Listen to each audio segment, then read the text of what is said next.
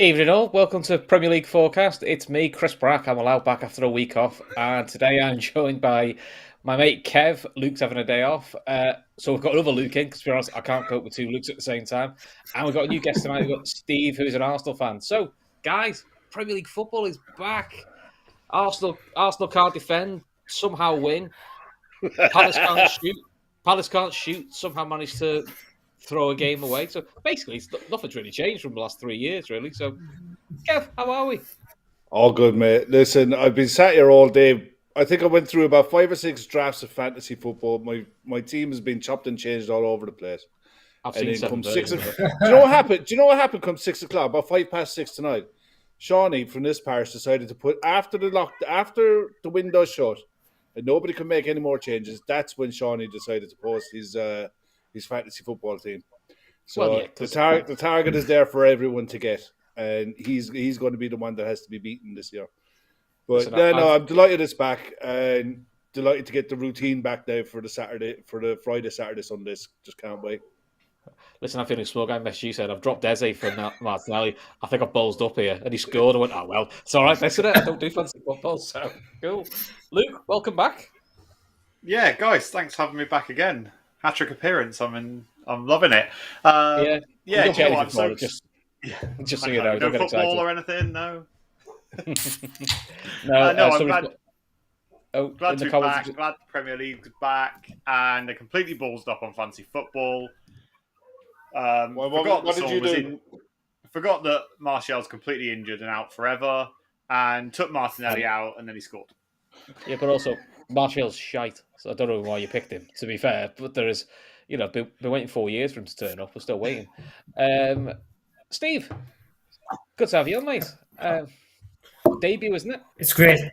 Yeah, it's great to be on, and thanks a lot for having me on, lads. Do you know, That's all right, we don't. all I can say is Arsenal, top of the league. Yeah! Well, let's face it, it's 3 points better than we were this time last year, weren't you? Was it three Yeah, three straight that's losses in a true. row? That's So, true.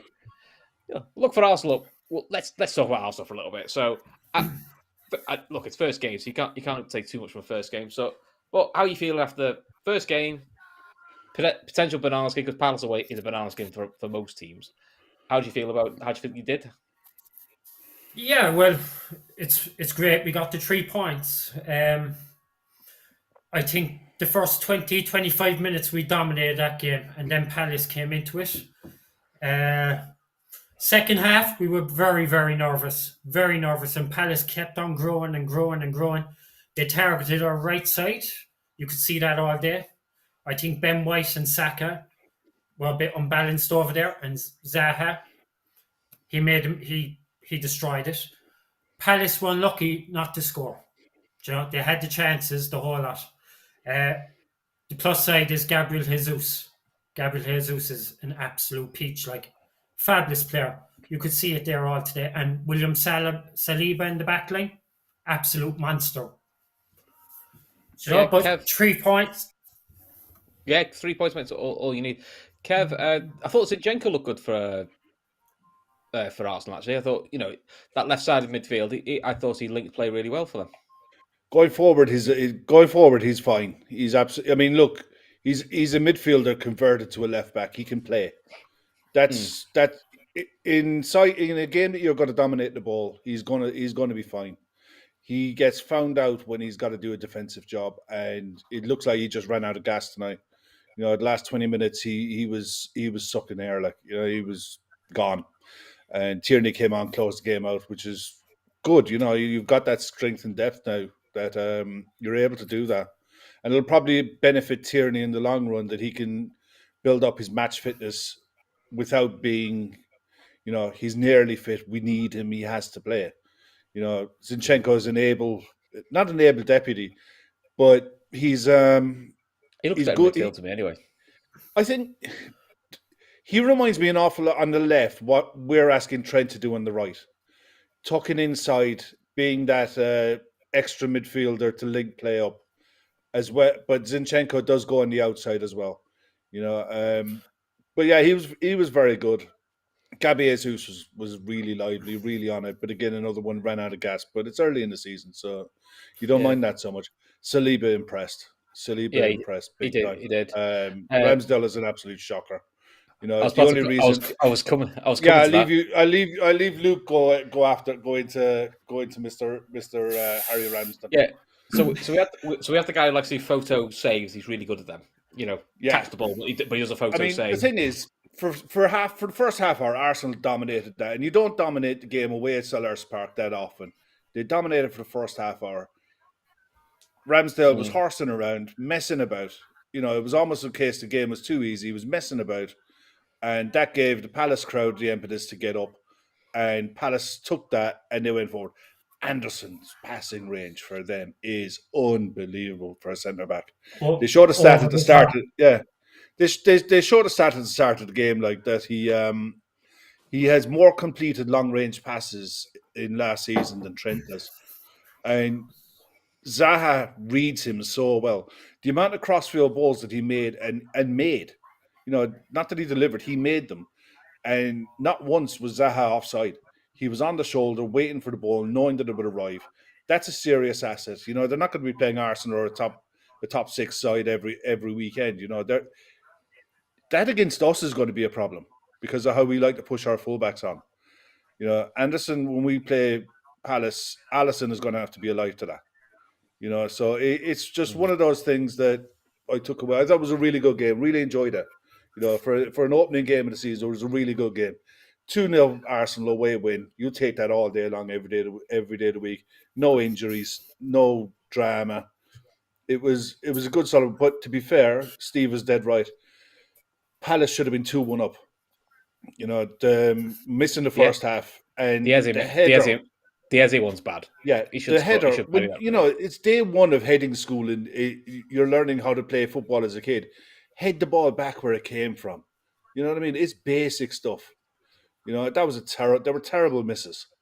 But look, you got the result. They got the 3 points, and fair play to them. They needed it because the last thing that Arsenal's confidence needed after the amount of money they've spent in the summer is to get pegged back after being dominant in the lead. It's vital that they got that. You know. Who've Arsenal got next week? It's Leicester, I think, next week. That's all right. They'll throw that one away. Anyway, next one. Luke, Palace though. Let's talk about Palace. I'm not letting you talk about Arsenal because I'll be honest, we're trying to keep the show on an hour and a half. We want to keep everything on a nice even tone. Yeah. Palace, to be honest, we've had a pretty disrupted pre-season. You've not had all the sides together because of travel issues, things like that. But they're an exciting young side, you know. Both centre backs look quality. The left back looks good. I like Eze, and I thought they looked better once they took Edouard off and put Mateta. Is it Mateta? I always get his name. Yeah, Kev always asks, I get his name wrong every time, but I always think he causes issues. But Palace they look a good side, to be honest. Look an exciting young side. There's a few players I think a lot of big clubs will be keeping their eye on. Yeah, fair play to Patrick Vieira. You know, like, I'm not his biggest fan, obviously, but you know, I can respect what he's done at Palace. Definitely, you know, he came into Palace with not the best reputation as a manager as well. You know, from what he'd done in the different jobs that he had done. But you know, I think that someone's just said there. Elise is an incredible player for them. Eze, big miss today. Yeah, Anderson at the back. You know, I know when he left Fulham, I think he was on loan at Fulham, wasn't he, before? And then when he became available, it was one of those names that I said that, you know, Spurs should be looking at, you know, and we're crying out for some form of centre-back, you know, especially a ball-playing centre-back like that. And as Kev said, you've got Ben Davis. What more do you need? Yeah, exactly. He's coming back from injury, though, to be fair, so he may not even play tomorrow. It's all touch and go with us tomorrow. You know, but look. I mean, if Ben Davis isn't playing, I sort of feel like that's like a win-win, isn't it? Yeah, who knows? Who knows? But yeah, look, I think that Palace were unlucky, and I think that, you know, I've been waiting to say this. You know, Arsenal's 6-0 win against Sevilla, you know, dominating pre-season, really showed in tonight's game that not much has really changed with Arsenal, to be honest. Still look fragile, and I'm 100% convinced a few injuries and the wheels could fall off. The other thing that bothers me about them is you know, talking about injuries, is obviously playing Ben White at right back.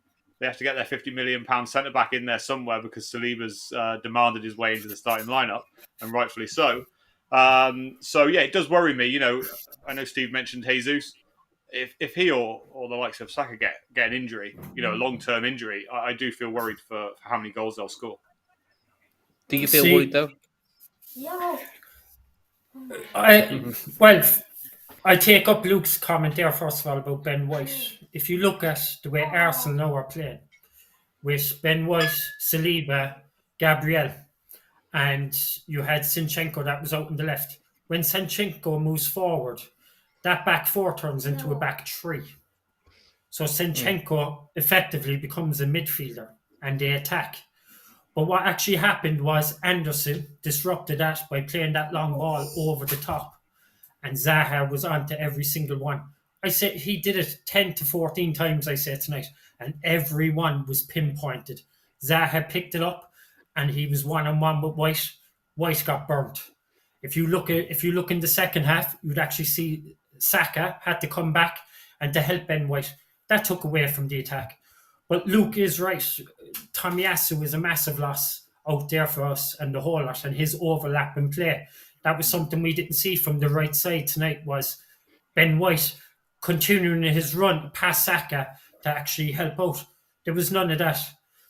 I honestly think Arsenal need another attacking right side, and I also think they need another centre midfielder to carry on forward in case of those injuries.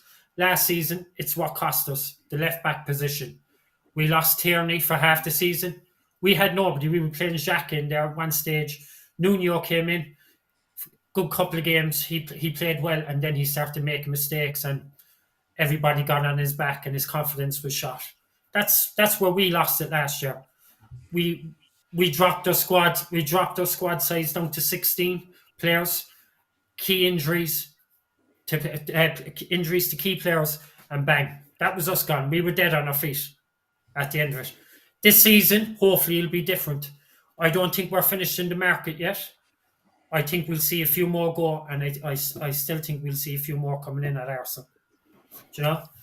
But We'll have to keep. Luke, We'll keep an eye on it because it'll be. It is intriguing what's going to go with Arsenal, because I'm intrigued to see how they cope with Europe, because obviously last year there was a no Europe thing, and for some reason, I don't know why it is, playing Europa League Thursday nights really seems to be a thing. I don't understand why, because Thursday, Sunday is no different to Wednesday, Saturday for me. So, the gap's the same, but mentally there seems to be a thing with all English clubs when they're in Europe. I don't quite get it. But let's move on and let's give Steve a bit of fun now. So let's talk about Spurs against Southampton, because Spurs are going to win the league now. Spurs win the league, aren't they? They've had a good. To be fair, in my opinion, a very good win. That they sort of filled in gaps in the squad that they had, and I'll see what Kev thinks first before we'll make Luke stew for a bit longer. They've brought signings in in my opinion, that will solidify top four, which is not damn with fake praise. The best thing to do is get regular top four, then you continue to bring in better players. We've sort of found that out over the years now, haven't we? Because when you're out with it for a couple of years, it takes a while to build your reputation back to get the next level player, if you know what I mean. Yeah, look, it's there's always going to be that confidence thing with players, and we've seen how important Europe is when it comes to signing some players now. And a lot of clubs with money are struggling to sign that X factor player because they're not in Europe.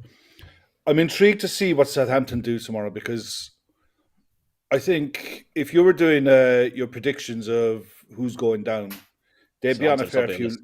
They'd be on a fair few lists, and Hassan Hootel would be up there for the chop. But they're after spending a fair bit of money on young talent, and it'll be interesting to see how they get on, because they're buying at a range where the likes of Salzburg buy and Leipzig to a point. That kind of 10 to 20 million pound range of player, in the hope that they can do what Brighton did with Cucurella. Find a few rough diamonds that are ready to take it to go to the next level, and Southampton are looking to give them the ground to do it. But to do this, Southampton have to stay in the league. The likes of Bazunu could be an absolute steal for what they paid for him. Sekumara, another one. Joe Aribo.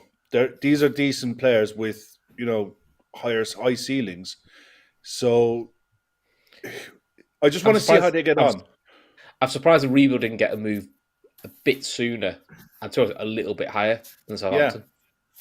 This is So- it, and it's like Southampton are one of those clubs. They've got a few experienced players who know the game, and know the club, and it looks like they're trying to get back to what they were when they brought in Sadio Mane, when they brought in Dejan Lovren, and then we used to just go and pick their pockets. But Liverpool's feed the club. That's what they want to become. But while we were picking their pockets, we were paying good money for these players, and Southampton were reaping the rewards for it.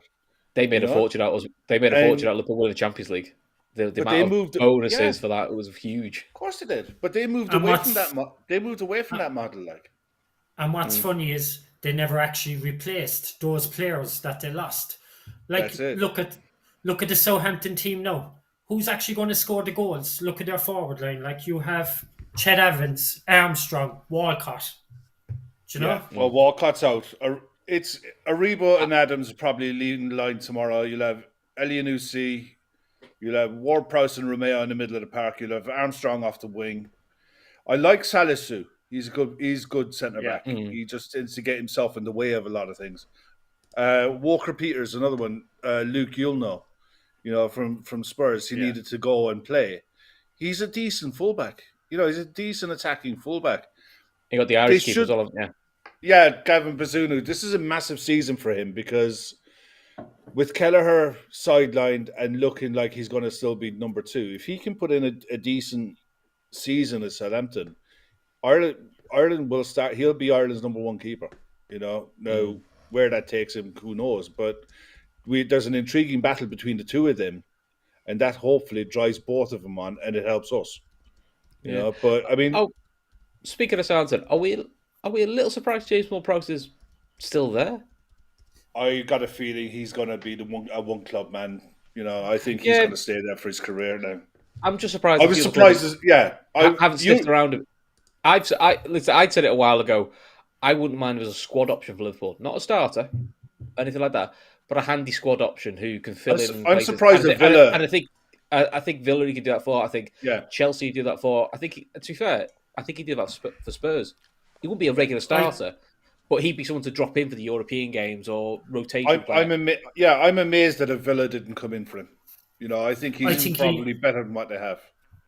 I think he has his limitations, though. Cracking free kick and that, but when he's running with his back to goal, he gets caught out quite easily. And that's probably why big teams are keeping away from him. Yeah, it could be. But it could be. But if he's a squad option, there's less risk in him. You know what I mean? He's a sort of finisher. But Luke, how you feeling about Spurs? Happy with pre-season? Happy with what you got in? Conte hinted he wants a bit more. Yeah, pre-season was all right. It's difficult to take too much into account. I already mentioned Arsenal earlier. But yeah, you can win all your games in pre-season and then absolutely bottle it in the league. So who knows what that has to say about a lot of things. Spurs they've brought in a lot of players, but how many will actually start tomorrow? Not many at all. Bissouma still looks like he's injured. Perisic is a doubt, isn't he? Yeah. Spence won't start tomorrow. Richarlison's got 1 match banned, and I don't think he'd start anyway. So yeah, it's going to look like at Spurs potentially Longley could play left centre back. But it's interesting because Spurs actually put Perisic on the front cover of the matchday programme. So I don't know whether that has anything to say about anything or if it's just they pulled one of the new signings and stuck them on. So it's going to be interesting. I think that first game of the season's always tricky. As much as we say, Southampton could be one of those that may go down. I still think that, as Kev said, I think Aribo, he's the one I stuck instead of Martinelli in my fancy team this weekend, actually. So, if he scores 2 against you, then you'd be all right because at least you're fancy. Well, yeah, that's the only benefit of fancy football, isn't it? Yeah, that's the only benefit to playing. But yeah, look, Spurs aren't going to lack goals this season. With Kane, Son, and Kulusevski leading the line, I think we'll be fine. Toss up again on right back whether we play with Doherty or we play with Emerson. A lot of fans still don't know how we're going to line up, so it's going to be interesting. But yeah, talking about James Ward-Prowse, the only reason I take him at Spurs is just to take Harry Kane off free kicks. I remember when I was at the Rangers game pre-season, and I was stood just before half time in the queue to get a pie, and they had the screen in, so we were watching the game, and all the fans that were queuing with me, there's a free kick there, and everyone was like, "Oh no, please no, Harry Kane!" And then he stepped up, smashed it miles over the bar. It's outrageous that he's still on free kicks. He scores one in pre-season and one about 3 years ago. Do you know who's an absolute stinker for that? Roberto Ronaldo. Carlos. Roberto Carlos had that one in La Tournoi. He scored a couple, but his record, and Ronaldo is another one. Their record, I mean, for the reputation that they have, their record from free kicks is abysmal, absolutely shocking. And the thing is, look, I think Tottenham have done good business, but I think they've done good business to stand still. They've secured top four for me. As long as they don't go deep in Europe. I think if they go deep in Europe, they could have an issue. I definitely think they need to address a centre back option. Yeah, 100%. And but I think every side in the league with a month to go in the window has one or two positions that they could address. I mean, I go tomorrow. Look, I think Spurs run out comfortable 4-0. Well, that's that, Pete. Carry on. We're going to have to get to. We'll go to that bit, shall we? Go on. What we'll go to that bit. I go 4-0 with it. I just think Spurs. I want to see what Spurs are going to be like when they have to take the game to a side. Southampton aren't going to come out and attack you. Spurs are brilliant on the counter. They're absolutely lethal on the counter. Arguably one of the best sides in the league on the break. But making the game while it's at 0-0, getting ahead, it's the first goal for Spurs. If you give Southampton something to hold on to, Southampton took points off Spurs last season, so they're not afraid of them. There's nothing new in Southampton. Sorry, in the Spurs side that Southampton didn't see. It's just that Southampton have youth and exuberance going for them this season. They don't have the experience of some of the players that they've lost. I just think the Spurs will probably have too much for them on a day, but I don't. No, look, no, it's going to be 4-0. I don't see this being a banana. I don't see there being a banana skin in anything in this. There really shouldn't be. If there is, then Luke, you're going to be. Having a lively coming back podcast. on. No, you're going to be having a lively podcast in the weekends. So, Steve, what are you going for your North London brothers? I'm biting my tongue. Holding your nose. Definitely Spurs win tomorrow. No doubt with that. Southampton haven't got enough to beat them. I do think Spurs are still lacking depth up front. If Harry Kane gets injured, then who comes in? Who comes in for him? Do you know what I mean? If Son gets injured, who comes in? The two of them together are absolutely lethal.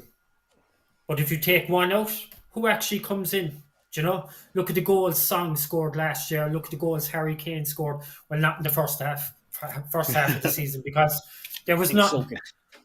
But the damage the two of them did was incredible. Something Kev said there, I still think they're lacking in the centre-half position as well. Do you know?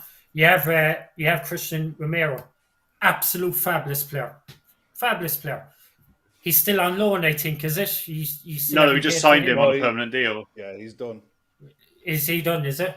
Do you know? That's a but who do you put next to him? Do you put Dyer? Do you put Sanchez? Do you know? Oh, don't. Sanchez, he needs to just stay far, far, far away. These lads have mistakes in them, Yeah. As Kev said, what I'm looking forward to seeing is how Spurs treat Southampton. Do Spurs themselves sit back and try to catch them on the counter, or do they attack? Do you know? Because if they follow the Conte way, they're going to sit back, defend, soak it, and then attack. Do you know? And that can only continue for so long before teams adapt to it. It happened that when he was at Chelsea, teams adapted to it and they overran him eventually. And finally, he left before he was about to get the boot. You know, he's after being given a lot of money now to bring in players. Perisic, I think, is a very, very smart boy. Again, he's a bit old, but by God, he'll give you 50, 60 minutes, and he is good. Spence is a bit of a risk, but again, he's young, and he showed it last season out on loan that he's capable of doing it. You know, Richarlison for me is I'm confused by that one totally. You're going to go away and pay 52 million for a man that won't even start. Do you know, Richarlison's going to be sitting on the bench, and I think Luke, you might have even said that yourself. How could Spurs change that front three that did damage in the second half of last season? You know, that front three was absolutely brilliant. And as an Arsenal fan, do you know, I'm afraid to admit it, but yeah, it was brilliant. And that's what actually got Spurs the fourth place last season, plain and simple. Do you know? But tomorrow, I think it's going to be 4-1 or 4-0 down to Tottenham. Okay. I've gone 2-0 Spurs because I think Spurs will do what they always do, which is sit deep and then get a couple, and Conte will do the Mourinho thing of, right, 2, that's enough. Shut up shop. Let's wait for next week. Nothing wrong with that. I just think that's normally his MO. Is just get the win with the minimum amount of effort, which is what you probably need to do to get yourself fresh for Europe. Luke, what are you going for? Yeah, do you know what? It's going to be interesting. I think Spurs will concede. It's just it's just the way, isn't it? So I'm going to go 3-1. But what's like really weird about Spurs at the moment is that, kind of changing the subject slightly, looks like we're looking at buying that Udinese left back Destiny. I don't know, I'm going to butcher his last name. Udogie. Because it looks like from what I've read today, he's been left out of their squad, and Spurs are going to buy him, but then they're going to loan him straight back. And this is a signing that Conte wants. So I'm very confused about That's what we're planning for Paris. That's basically saying Paris is going to be here for a year. We can't shift Reguilon on. So this is pressing matters, isn't there? That's future planning for next year. Yeah. I also saw Spurs are linked with Zaniolo, is it? Zaniolo from Roma? Yeah. Zaniolo. Very good player. Yeah. Very, very good player. He would actually... I really like him. He's a really good player. He'd be interesting. And it's just a case of Spurs would have... The thing is, if you sign someone like him, Spurs would probably almost have to play a back four.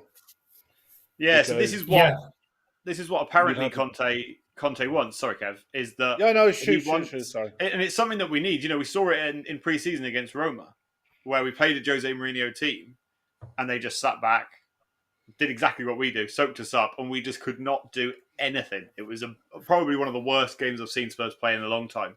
And apparently, from what I've been reading, Conte wants to be able to play the standard system that he will play, and then have the ability to switch it and play 2 up top with an attacking midfielder and go down that direction. But, for me, to, again, cost you another £50 million, roughly, for a player that's going to play in 25% of the games, because we'll only change that formation when we're playing, But deep the thing line. is, mate, look, I mean, the thing is, if you want to be, if you want to be getting into the top 4, you are where you are, and that's fine.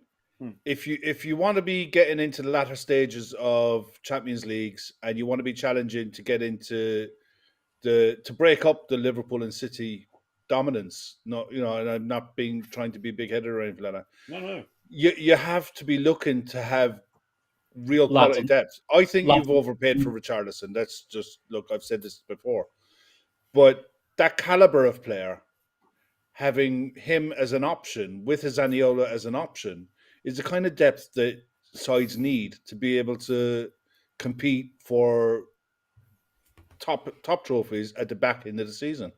And at some point, Spurs are going to have to bite the bullet and do it, because Chelsea will. Yeah. Arsenal have spent the bones of 200 million over the last few windows. So for me, Arsenal have to get in the top 4. Otherwise, what's the bloody point? So it's like the top 6 for 4 spots is really lively. And the thing is, as a Liverpool fan, we need the likes of Arsenal, Spurs, Chelsea, Manchester United to be able to come and not just take points off us, but take points off City, not just roll over like most sides do. And you can leave that to us. Don't worry. But the thing, To be fair, the thing is, like, most to be sides fair when to it comes, Spurs were the only side to take points off but Liverpool and City. when it comes To be to fair Manchester City, most sides roll over. Not all, but like- most. There's a soft touch. Oh, it's Man City. We'll play a weak inside, or we're beaten in the tunnel. And if you spend the money, you have to be able to compete. And Arsenal have spent the money. Spurs have spent the money now. Arsenal have no excuses this season. They have to finish in the top four. Otherwise, it's an absolute failure. There's no other way of going around it. You can't go and spend 200 million quid in 3 transfer windows. It's close to 300. Well, whatever they've spent. They've reduced their wage bill, granted, but they've still shelled out serious money, be it good money or bad money. They have to get a return for it. They have to get in the Champions League. They bottled it last year, so they have to do it this year. Well, Kev, put it this way: if one of Spurs or Arsenal don't get into the top 4, what do you think will happen to the managers? They will vanish. Some would say IP vanish. Yes, it's a new season, and my puns are still here. There you go. And I haven't got Luke Tan as a wind up over these. So, just so you know, guys, did you know that browsing online using incognito mode does not actually protect your privacy? That's right. Without security, you might as well give away your private data to hackers, advertisers, and all other undesirables. IP Vanish is a VPN to make it easy for you to be truly private and secure on the internet. IP Vanish helps you safely browse the internet by 100% encrypting your data. This means all your private details, passwords, communications, browser history, and more are completely shielded from the wrong hands. Even your physical location is hidden, so IP Vanish makes you virtually invisible online. It's that simple. So you can use IP Vanish on unlimited devices without sacrificing speed. You can use it on your computers, your tablets, your phones, and even on your Fire Stick with streaming media, whether you're at home or out in the public. So you don't go online without using IP Vanish. So for you guys, IP Vanish is offering you an incredible 70% off their yearly plans, and that also includes a 30-day money-back guarantee. So you're basically getting 9 months for free. And IP Vanish is super easy to use. All you have to do is tap a button and you're instantly protected. You won't even know it's on. So stop sharing with the world what you stream, everything you search for, and everything you buy. Take your privacy back. And these guys are rated 4.6 out of 5 on Trustpilot. So just go to ipvanish.com/daytrippers to claim your 70% off savings. That's ipvanish.com/daytrippers. There we go. Look at that. It's like the season never ended. Red Steve in the chat. He is well pleased. Pleased. He's missed my puns. He absolutely loves them. Yeah. Right. Let's move on to someone that we can all have some fun with. Let's talk about Everton because they've got a hard first game at home to Chelsea. So now listen, at home to Chelsea last year, they somehow managed to beat them, which was really irritating because I was quite looking forward to the Blues going down. But Kev, this is a weird game because Chelsea's owner/sporting director thinks he's playing fantasy football and is just buying any shiny toy you can get hold of with no real plan for how they're going to work. And Everton have sold their only hope, which was Richarlison. Their second hope, which was Cavalier, is injured for 6 weeks. And all they've done is brought a centre-back in from a relegated side. It's going well. Well, he brought in, you met the kiddie from Burnley as well, that I keep forgetting his name, the left winger. Oh, to be fair, actually. Dwight McNeil. And they brought in, apparently they're signing, you remember the kid in the week that West Ham were linked with? Oh, his name escapes me, but he's having a medical at Everton. Anna? That's it, Anna, yeah. I mean, unless he can play up front, what's the point in spending 30-odd million for him? It's pointless. Goals win games and goals keep you up. Everton are in the shit. And I said it last year that it's a miracle they survived it all. Financially, they're fucked. And it's only a matter of time before they go. I think they're gone. I think they'll go this season. In fact, Frank is a walking disaster waiting to be sacked. And he's already got his ready-made excuses. there's no reason whatsoever that Chelsea just don't go and put a score up.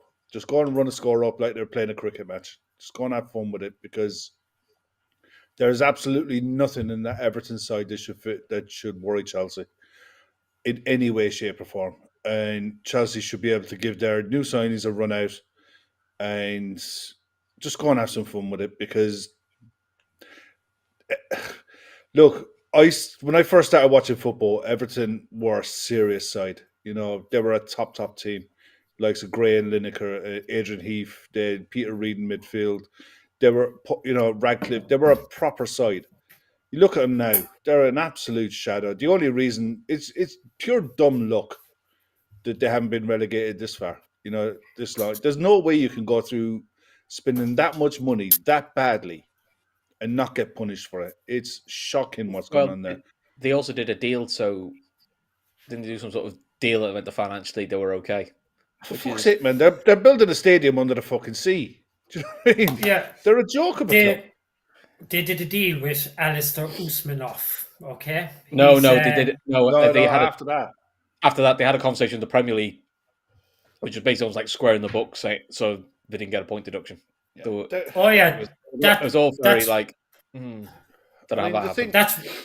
That's where I was going. Alistair Usmanov was kind of like the silent partner in Everton.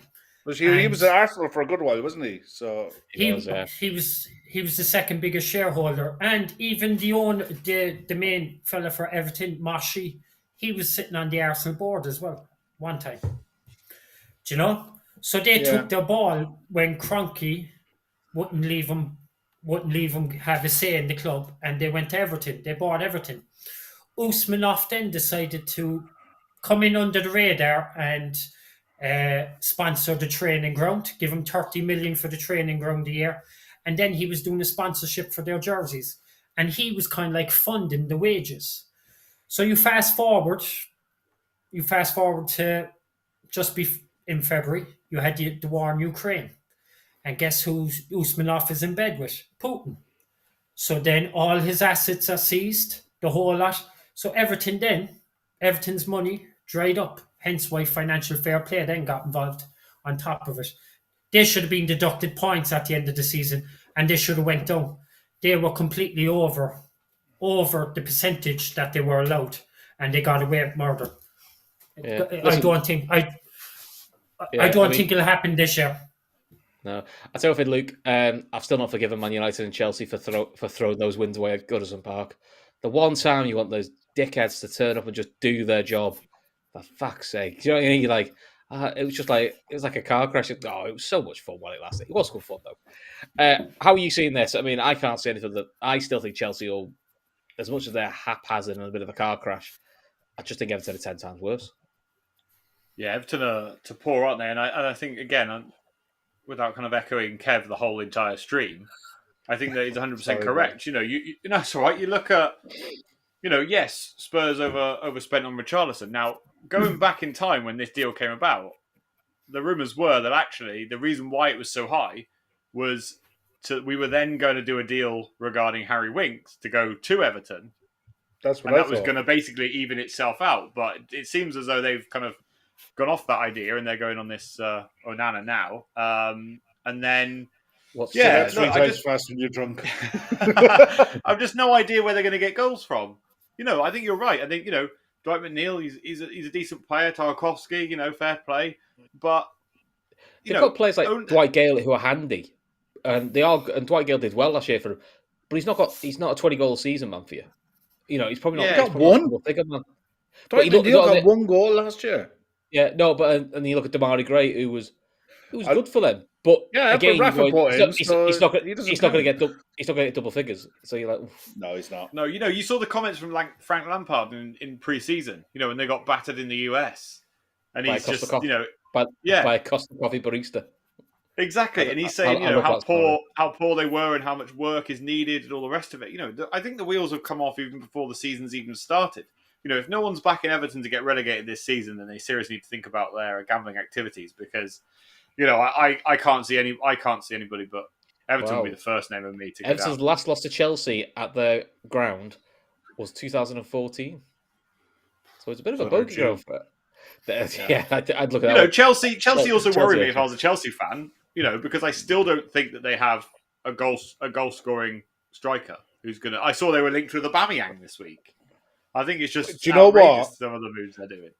If there's a manager out there that can get a tune out of him, it's Thomas Tuchel. He worked wonders with him at Dortmund, and because he didn't do. Aubameyang is going to be leaving Barcelona. There's no question about that.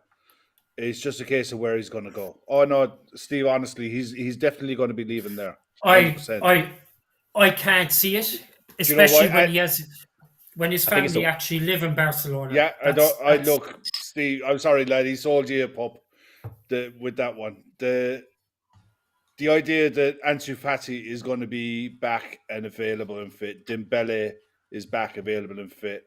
Isn't it also the You've wages? got Lewandowski as well. Yes, he's on big wages, but this, whatever his name is at Chelsea, don't care.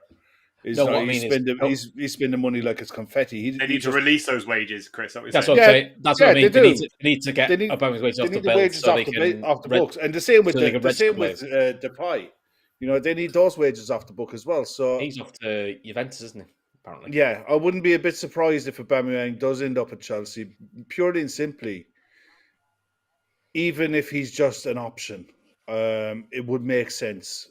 It would be the kind of, and that would allow them then to shift Timo Werner on.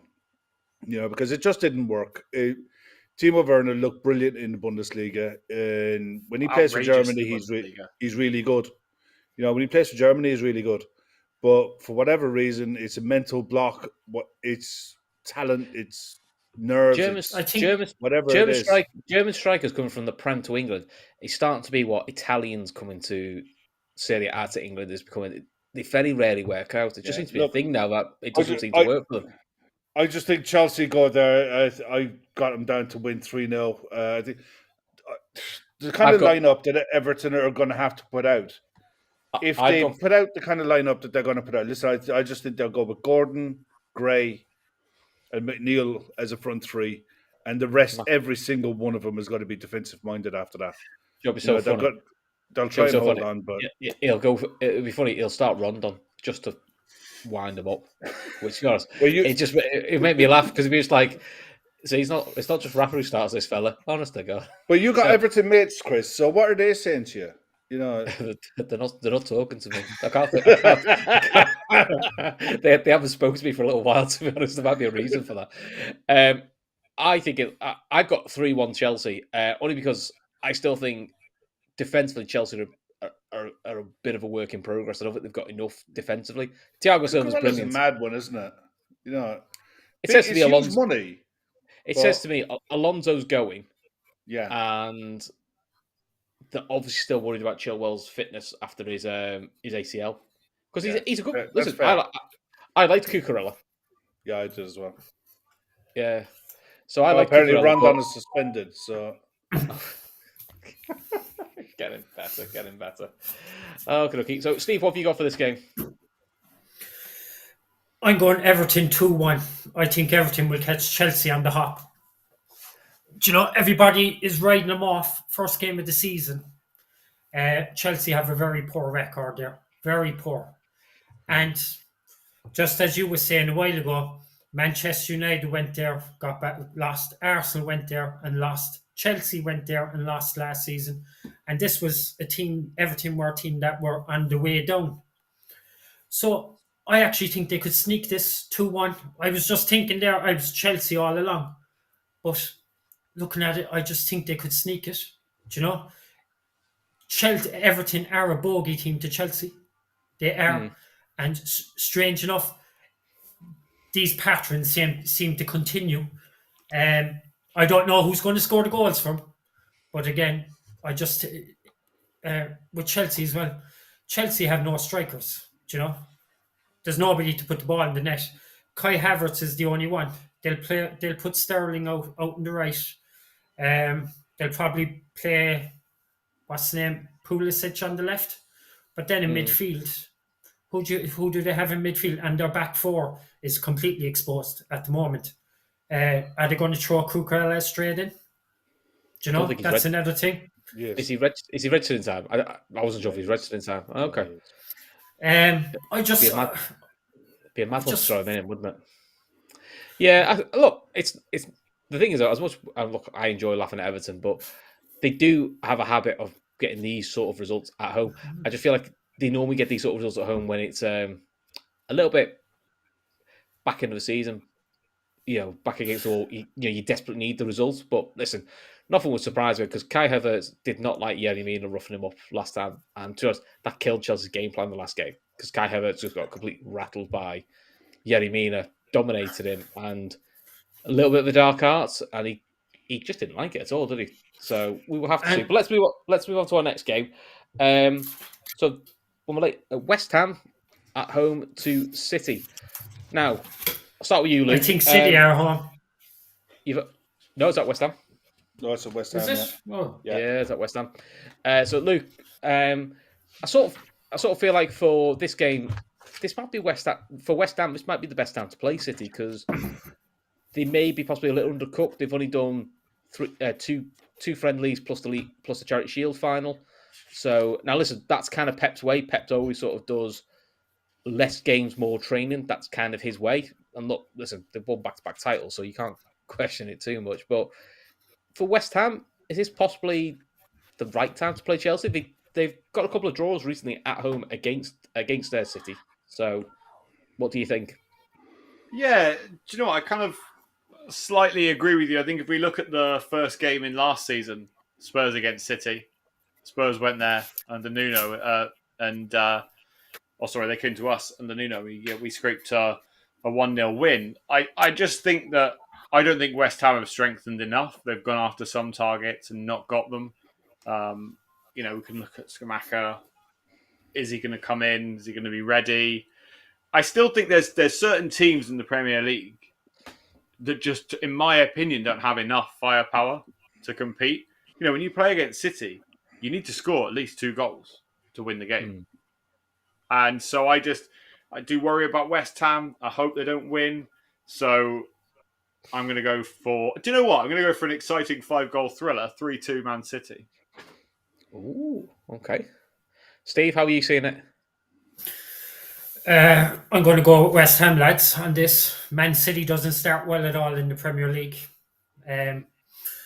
Also, they look very short as well throughout that squad. Look at the players that are after leaving go. And also, look at Fernandinho. With Fernandinho gone, I don't think they've strengthened properly. Yeah, they brought in Calvin Phillips, but he's not going to replace Fernandinho. Haaland coming in, it's going to take time for him to get going. The one player that I am looking forward to seeing from Man City is Alvarez. I actually rate this fella. He's like a young Sergio Aguero. He'll take time, but he's an absolute steal. Manchester United. He looked good in the Charity Shield. Man United had the option to buy him back in January for 10 million, and they said no. They passed over him. So that tells you about their scouting network. West Ham last season and the season before, they were fabulous. The Europa League killed West Ham last year. They were all going for top 4, and then when they came out of the group stages of the Europa League and went further into it, that's where they started to suffer. They didn't have the squad in that. I think they're after being very smart in the market. I think they got the fella from Burnley, is it Cornet? The winger. He got confirmed today, yeah. So I think he's eligible for the weekend. Yeah, they have Skamaka, who I actually like. I thought Arsenal were interested in him. He's a big, solid unit. The question is, I think one of you mentioned it there a while ago. An Italian player trying to adapt to the Premier League, he could fall flat in his face. I don't know. I think Man City are very slow starters to the Premier League, and I think West Ham could just pip them. I'll go for a 3-2 win to West Ham as well. 3-2 win for West Ham. I'm liking that, Steve. Kev, I mean, look, with our Liverpool hats on, this is probably, in looking at the opening 4 or 5 game, this is probably the only real game that I could see City maybe dropping points in.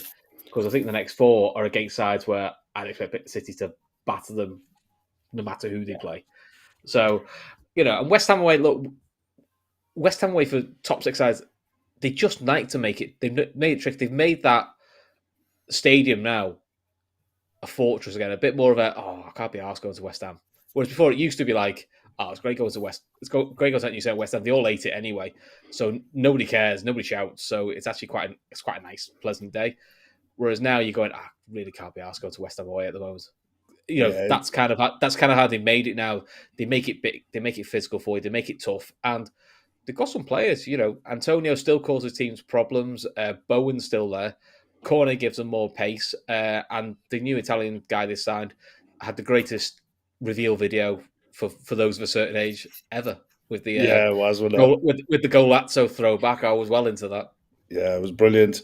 Look, I mean, we're all those of us in this parish are all hoping that West Ham is an absolute shithole to go to for Man City this weekend. It's going to be horrible, but Thor is probably, it wouldn't surprise me.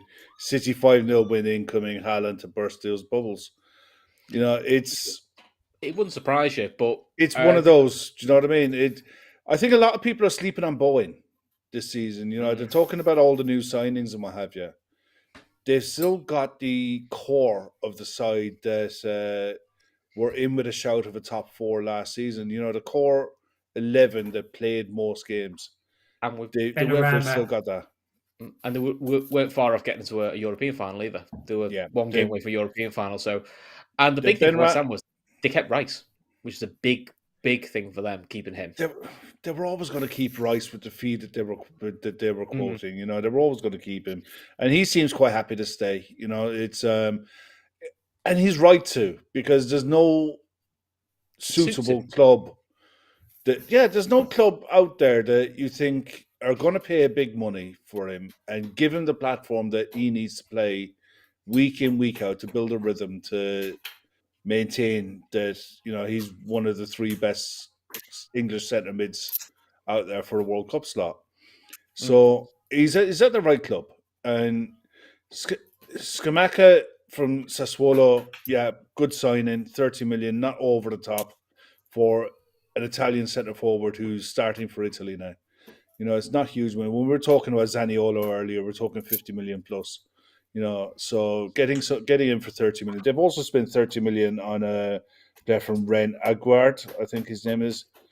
Areola, they've got for 8 million, done that deal, got that over the line. And Downs, they got from Swansea 9.8 million. They've actually spent 80 million this window without receiving a transfer fee in for anyone. They've left a lot of players go and freed up a lot of wages, but they haven't recouped a transfer fee for anybody. So, and Moyes and Cornet is to be added to that. And he still wants to get a couple of more signings in. I think they're going to be one of those clubs that, like you said earlier, Chris, they're right at the top of the list of the who needs them club. I watch a lot of boxing, and you get those fighters when you're looking at heavyweight division, say, and you're right at the top of the who needs them, because they're just going to be an absolute nuisance to play against. They're going to be horrible, and it's a horrible away day. And first game of the Premier League, if you ask Man City who don't you want to play outside the top 6, West Ham is top of the list. You don't want to go there first game of the season. I've got him down as a 2-2 draw. I just think West Ham are good enough to get a point off him. I think West Ham has. Sorry. Go on. You go, Steve. Go. Yeah, I think West Ham actually has the firepower to actually get at City. Look at who they have. You have Fornells, that's there.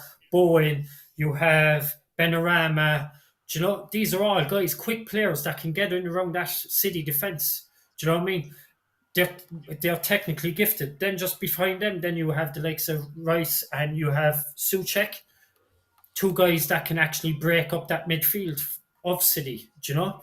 As you said, Kev, West Ham are a nightmare to play in London, like absolute nightmare. Do you know? You don't know what you're going to get with them. Do you know? I just think City,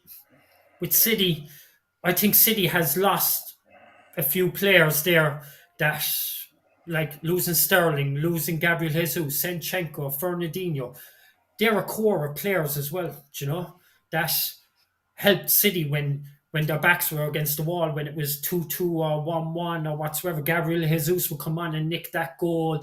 Fernandinho, when they're 3-2 up, would come in and close out the game. They don't have that anymore at the moment, and they're adapting their new players in this game to a settled West Ham side, in London. I can only see West Ham beating City, and if this was 6 months down the line, I'd be saying something different. I'd be saying Man City, but I think West Ham will catch City on the hop here.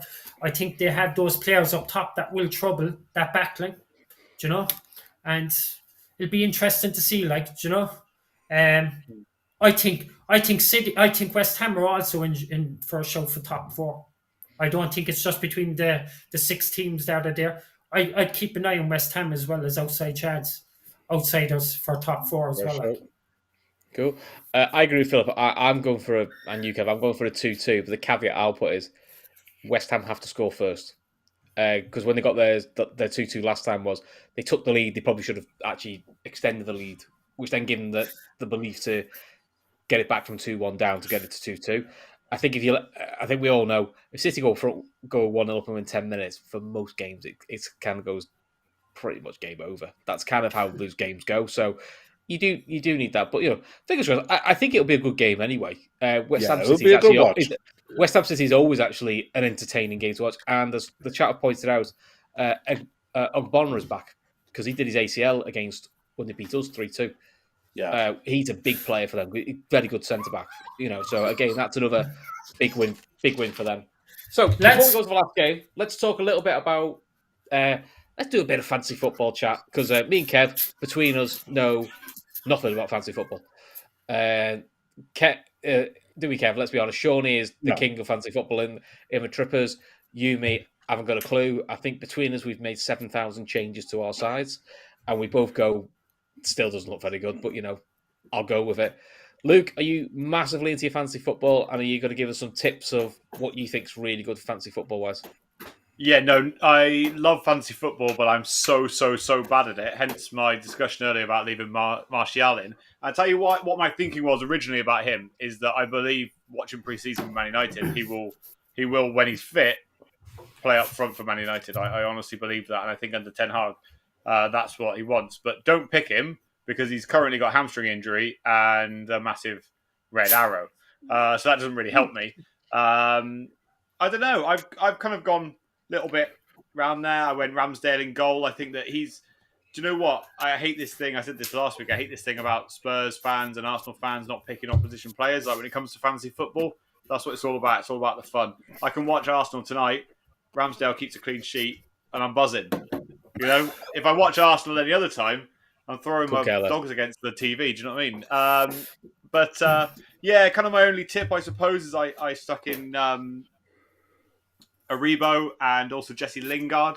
I think that Nottingham Forest have got him in a year. He needs to do something to kind of get them forward. Maybe he'll be on penalties. Who knows? So it's kind of really my only tips. Apart from that, probably all gone for the same players. Really, the Salahs, Haalands, if you can afford them both.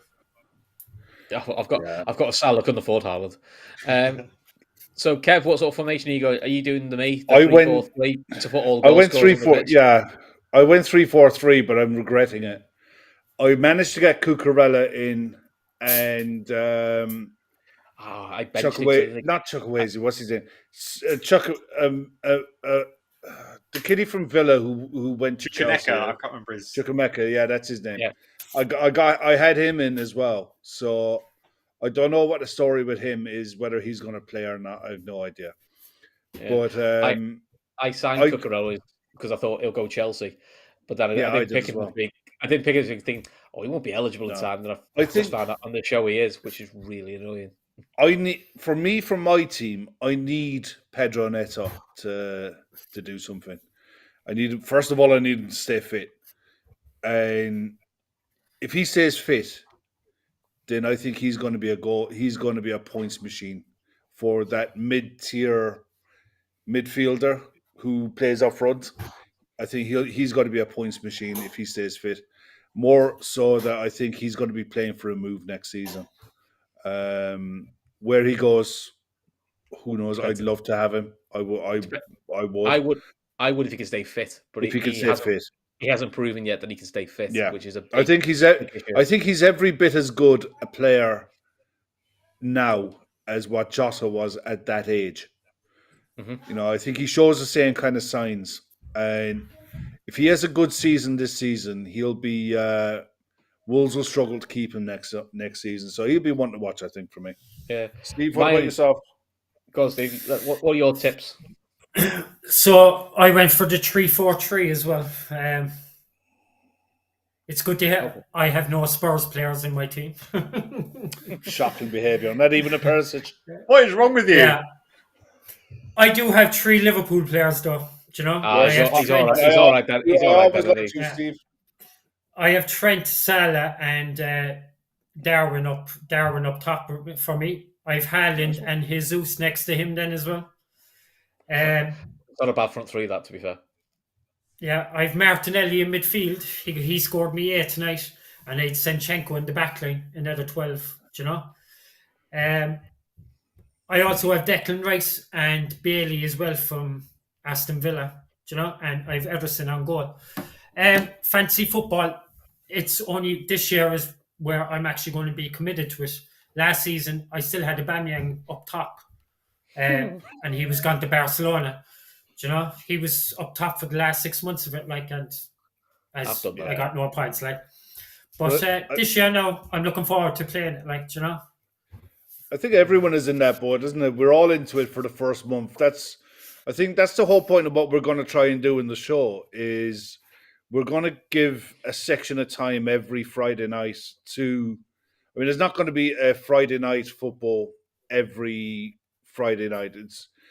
And hopefully you'll get, if there's no football on a Friday night, you'll have some idea of what players are doing what in the league when we discuss them. And you'll have time to change your teams. Use that substitution if you want to. Antic was asking for the FPL code. The FPL code is Silk6F. Plus, so to be honest, you've missed it for this week, but you can always join, and you'll just be a week behind everyone else. Yeah. Plus, Kev, you know what's going to happen on all these shows when I'm hosting. You'll start talking about stuff, and I'll go, "Oh, my team." So you'll see me live. You'll see my changes live. Yeah. I'll go, "Oh shit, my team." I'll see Chris picking up his pen and be like, "What's the top 10 for this week? Who's on form? Who isn't?" But that's the whole point of it. I'm going to change my whole team. Yeah, there's only one substitution a week, so I know. It's like, I'll be honest. I've gone down the route of playing 3 fullbacks who I know are attacking because I thought you're more likely to get assists and goals, and I thought my basic brain went, that's got to be worth more points, and so I'll go with that. It probably isn't going to work, to be fair, and Sean is probably going to beat me by about 7,000 points. So but that's the world we're in. But if you're in the Trippers League, join it because you can all laugh at me and Kev.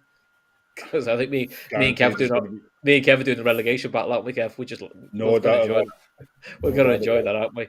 Right, but let's go with the. We get our day off to a flying start tomorrow morning, so we do. Let's go into and so Liverpool against Fulham, which will be it's a weird one to say because we see in this habit at the moment, Kev, of getting the newly promoted side away from home, which normally is a bit of a pain in the arse because they normally play above themselves. I mean, look, we had Norwich last time, and to be fair, it was probably one of the coziest away games we ever had. But Fulham's an interesting one. They haven't done what they did last time they came, which is buy a new team.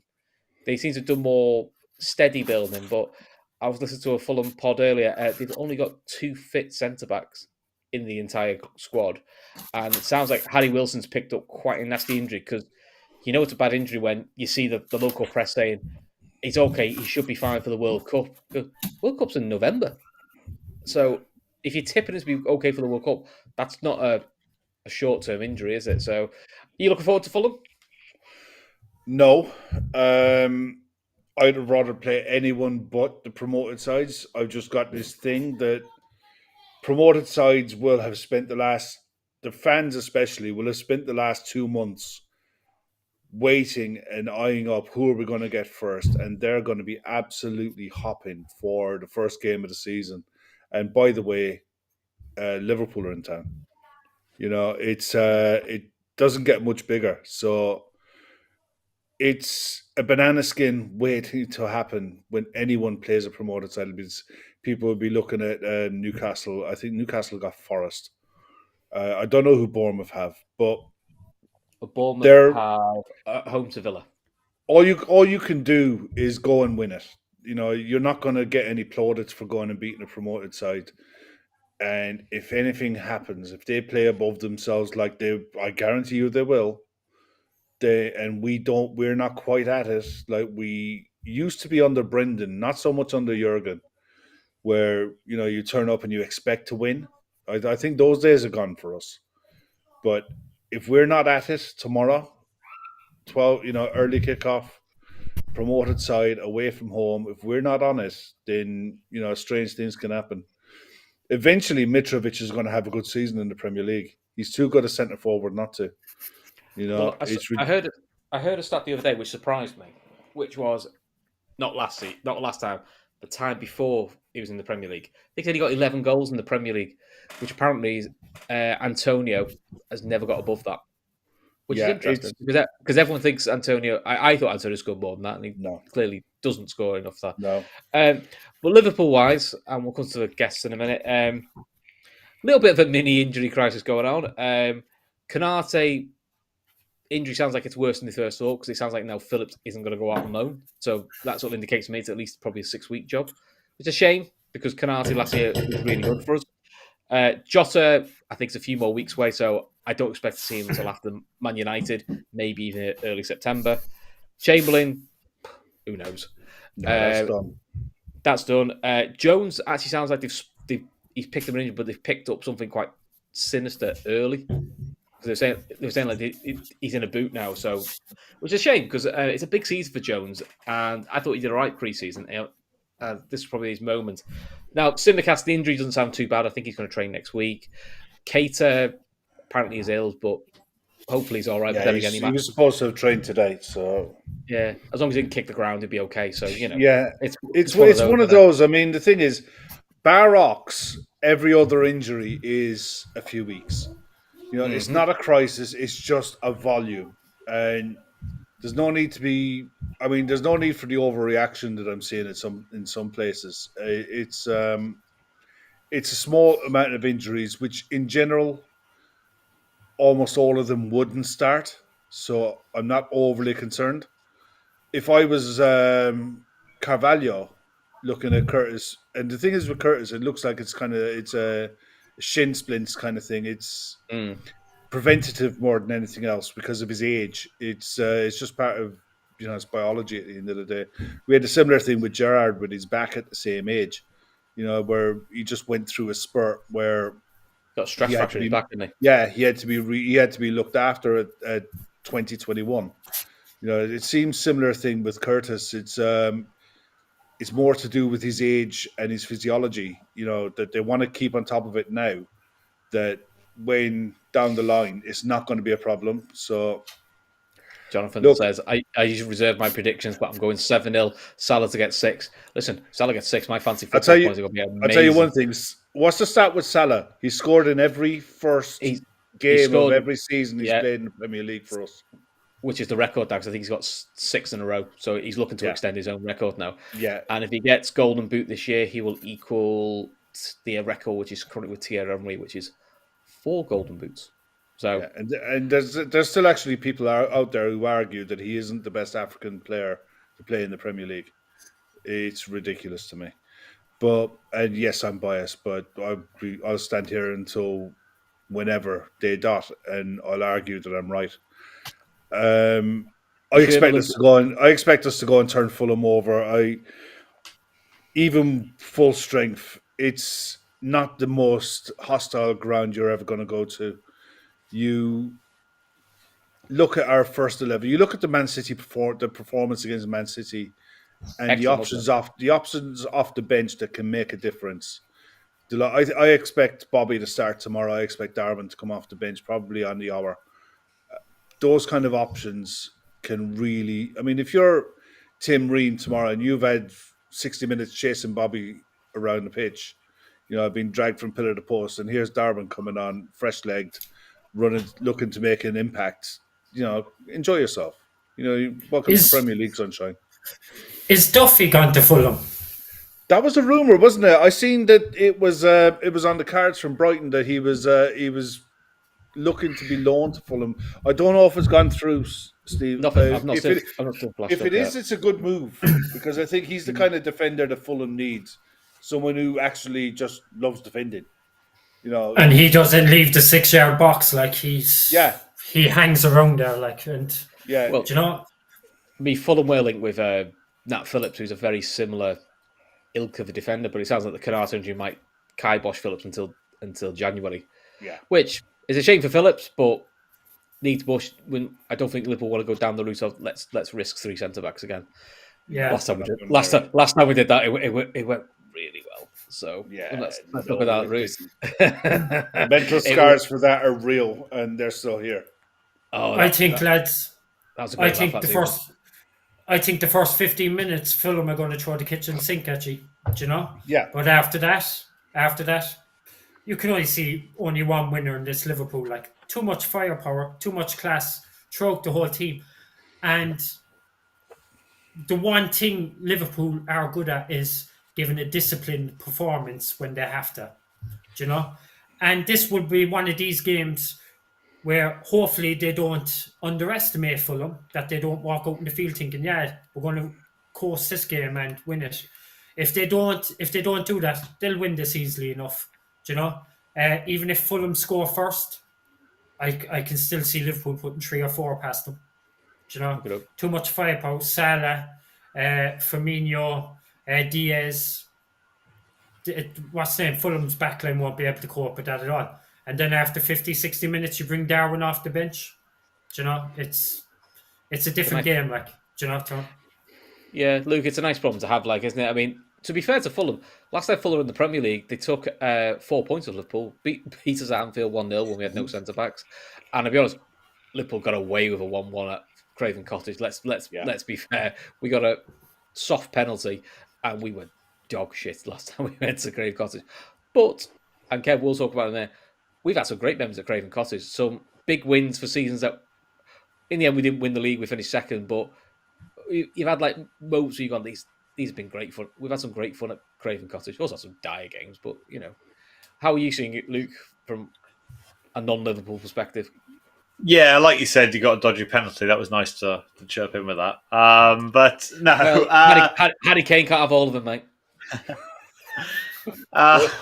Wow. I can't believe we're going down this debate. It's not a debate, sunshine. It's not a debate. You're 100% correct. Anyway. They don't argue back. It's rubbish. Go on, sorry. No. So, I was going to say something really nice about Liverpool, but I won't. No, I think that you're right to be pessimistic. I think all fans are going into the first game of the season. I reckon Steve probably was slightly pessimistic, 15 minutes before kickoff today against Patrick Vieira. But I can't see anything but an absolute drubbing for Fulham, to be completely honest. I'm going 4-5 maybe nil. I don't see Fulham doing anything against Liverpool. You see how well they played attacking in possession against City in the Charity Shield.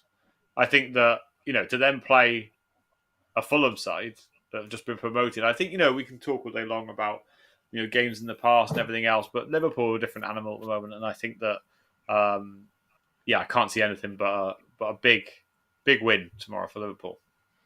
Cool. Right, Kev, I'll give you an 11. And let's see how close we are to it. I've got a feeling you'll agree. Go on. Ali in goal. Yeah. Usual back 4, Trent, Matip, Van Dijk, Robbo. It's basically the back 5 that we put with no wins. I think we go with the Champions League final 3 of Henderson, Fabinho, Thiago. Yeah. And then Salah, Bobby, Diaz. Yeah. Although Diaz has been quiet, I would say, pre-season. It's a big season for Diaz because, look, he's done nothing wrong. This is not me slagging him off, but I would like a bit more end product from him. Especially if Well, there's no Sadio Mane now. You need to replace Sadio Mane's numbers from when he was peak Sadio Mane left wing, which is that's a hard level to get to. But that's kind of a standard we need to get from him now. Is he gets himself to the positions? He just needs to, finish it off. Really. Look, he's got to get into double figures. That's the standard that we need if we're going to be looking to top 90 plus points and 100 plus goals. He's got to hit double figures. He's got to hit 15 plus goals and probably 15 plus assists. That's just the standard you're at if you want to be at this club. And I would have started with Bobby. I could understand if he wanted to go with Darwin Núñez. Wouldn't surprise me in the slightest. I think it might be a show of confidence if he wanted to go with Darwin. That he just said, "Look, we trust you, go." But I just don't think he will. I think he'll bed him in gently. If he wasn't injured, and obviously he'd had the pre-season. This is a game made for Jota. It would have. I think Jota would have started, and I think Núñez and Bobby would have been used sparingly for the last 15 minutes. I think that's probably how it would go. I feel like Jota would have been the main man for a little while, which is look. I know he tailed off last year, but he still got 20 goals for us in all comps. Yeah.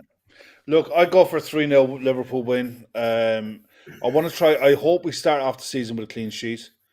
I really strongly believe that Alisson at Liverpool in his Liverpool career will break Peter Cech's clean sheet record, 24 clean sheets in a season. I think that is he got to 21 last season, but I honestly believe that not only is he that good, I just think that the back four and midfield, the way we play, is capable of getting that record with him. So I just hope that this is the season. And if that happens this season, we win the league. I just can't see any argument around that. If you get 24 plus clean sheets in a season and don't win the league, something's gone drastically wrong somewhere on the pitch. Yeah, so you would argue it's probably a little bit of sloppiness early in the season defensively, which is probably silly points that cost us, I would say. Yeah, no, I just see a Liverpool. I see a Liverpool win. I don't think it'll be dramatic. I mean, I keep going back to the Norwich game a couple of years ago when I think Gav was over there and it was 4-0 on the night and we're all going into the game nervous. We didn't know what was going on. I think Origi played and we ran out comfortable winners on the night in the end. So I just think that we over worry as fans. We remember the Norwich game because we started with Milner, Jones, and Keita, and everyone's heads fell off, which was actually quite fun to watch, to be honest. We do like that. Look, it's 11:20, so I think we get people here for long enough. One last thing before we go: Bobby's Wish to Walk. It's our charity. It's our charity that we're involved with. So links in the description below. Come on, guys. We ask you this all the time, and you always come through for us. Give what you can. If you can't give, share it everywhere. Social media, WhatsApp groups, work groups. Just let's get this lad to America so he can get treatment, so he can get himself walking, which would be another nice thing. We helped Sienna out. I've seen the Instagrams of Sienna. She's dancing away on holiday, which is lovely to see. So this is a kid who was could barely walk before, so it's lovely to see. So let's do the same for Bobby. It's a nice thing to do. But listen, Luke, thanks for coming on again for us, talking all things Spurs. So where can people find you? Well, so first of all, just want to reiterate what you said. Obviously, if you can donate, make sure you do donate. And I think you're completely true. If you can't donate, that's absolutely fine. People are going through hard times at the moment, but just share it around as much as you can. For me, you can see next to my name, that channel is now changed. As of tonight, we have changed the channel that I run. It was called Rivalry Aside TV, and now it's called the Park Lane Podcast. So it'll be me and my good friend Dave, and we'll be talking everything about Spurs. And I expect Steve to go straight after this and subscribe straight away. But no, if you like what I'm talking about, you want to hear me talk about Spurs, then come over. It's every Saturday morning at 11 a.m. And I'd love to have you over. It doesn't matter whether you support Liverpool, Arsenal, whoever it is. Get in the comments, taunt us. Let's have some fun. And thanks again for having me on. Good. And Steve, Dave, you enjoyed it, mate? Oh, I did. I absolutely loved it, and thanks a lot, lads, for having me on and the whole lot. Just as Luke said there, I hope everybody will donate. It's a worthy cause, and hopefully you'll have me back on again sometime, lads. But thank you again for having me. I'm sure we will. We'll definitely have you on so we can do some Arsenal preview work as well. So don't you worry, Kev. I'll see you tomorrow, mate. See you tomorrow for the post match show. I've known Steve on Twitter because Steve is from Cork. I've talked to Steve on Twitter for the bones about 3 or 4 years, Steve, and Yeah, always that's right, always good natured, always good football chat. I'm delighted Steve came on tonight and had a brilliant debut, and I'm looking forward to you coming on again. And no, I'm just really happy that you came on. I'm glad you enjoyed it. Luke, thanks very much. Looking forward to the new launch, the new channel, and definitely be coming over to subscribe and give you a bit of stick in the chat as I tend to do some from time to time. But yeah, no, Chris, we'll be back tomorrow for the post match, mate, and hopefully we'll have all good things to talk about. Just want to thank everyone in the chat as well. You've all been fantastic. Just because we didn't read out as many comments as we normally would. Look, it's a brand new show tonight, and as the show evolves, we'll get a bit better with it, and we'll start reading out a lot more comments. But thank you all very much. It really is appreciated. As Gav said there, we do not take super chats. Any donations can be directed to the charity push. Bobby's Wish to Walk needs to raise €150,000. We're at 110,000. It's the last bit, and the last bit's always the hardest. So let's just get this over the line. And you see the stuff with Sienna. You see one of Steve's kids running across the background there. As soon as you see the difference this makes with Sienna. Bobby deserves this.